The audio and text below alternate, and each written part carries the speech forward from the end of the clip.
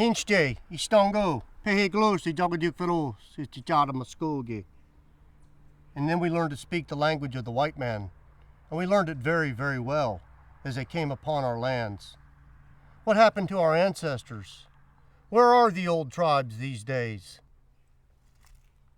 As the Spanish marched into our world, naming it Florida, they brought with them sickness and disease.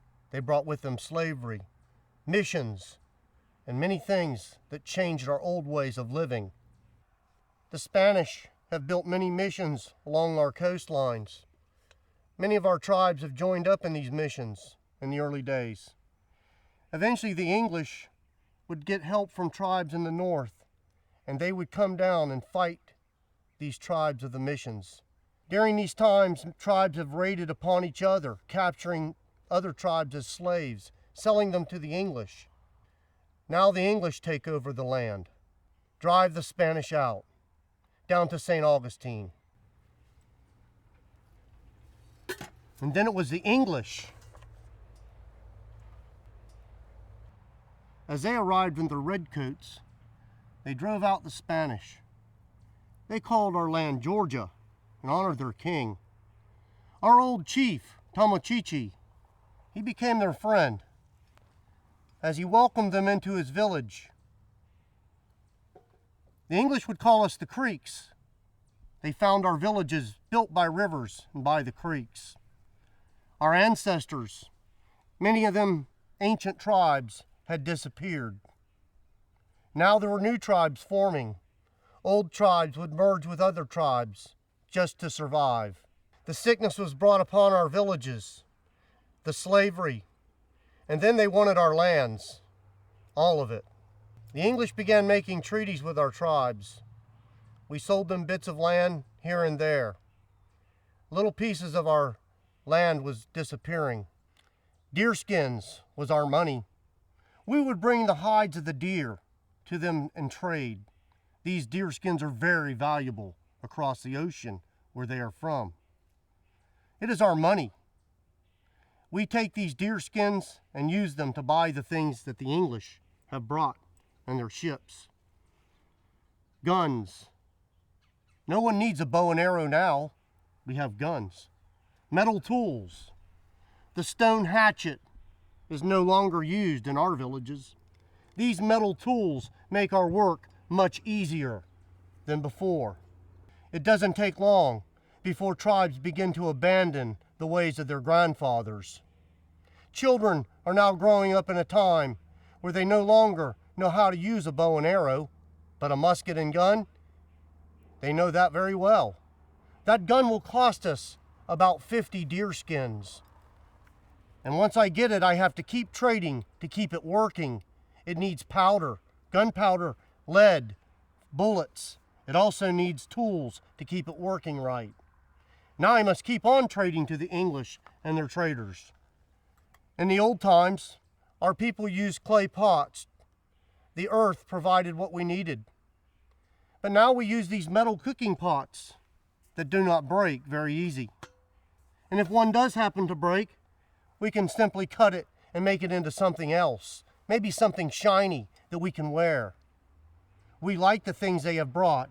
It has made our lives easy. The beads, the bells, the baubles, the shiny things, the white man's cloth. It is very comfortable to our skin now. It has replaced the old deer skins that our grandfathers once wore. After years and years of trading deer hides, pretty soon the deer is no longer valuable. Now they want land. The land is valuable. We have this land that they desire, and through trade, they will get it, little bits at a time. These items that you see here, we have now become dependent on. No one knows how to break a rock and make an arrowhead in our village. Instead, the metal tools have replaced these old things. The young girls have forgotten how to make a clay pot. Now we must keep trading to get metal cooking pots. Land, it is what we trade now. A little bit here and a little bit there. I wonder, will there be anything left for our people? And now the Americans want our land too. This new country will build a road right through the center of our heart of our nation. This will cause great division amongst us. Many of our people are growing up in villages that do not even speak our language anymore. Some of our villages have kept the old ways. This division of our people is leading to great distress, and I fear warfare will happen soon.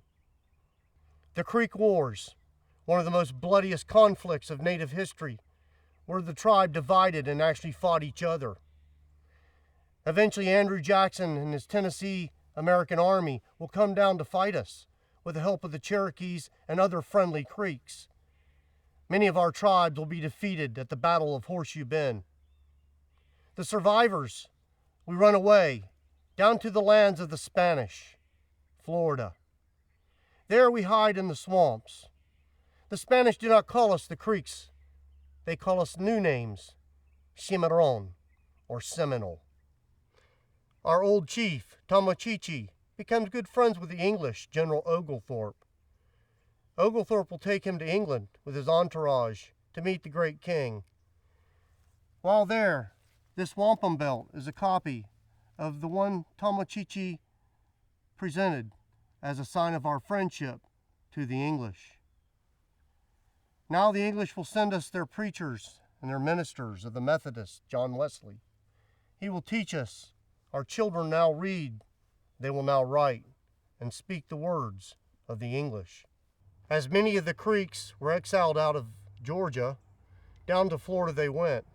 Some stayed behind. Eventually all the lands of Georgia would be wanted by the Americans. The last of it would be sold by William McIntosh, a mixed-blood chief. In the mountains, the Cherokee remained in their homelands. But as gold was discovered here in Georgia, that land would be pretty soon very much wanted by the Americans and squatters who began pouring into their lands. The Cherokees took their case as far as the Supreme Court. When they won, Andrew Jackson told them, "John Marshall has made his decision, now let him enforce it." Eventually, the Cherokee would be moved off their lands later on in the Great Trail of Tears, when Andrew Jackson will sign the Removal Act, moving many of the tribes of the Southeast out of the land and onward to the west of Oklahoma.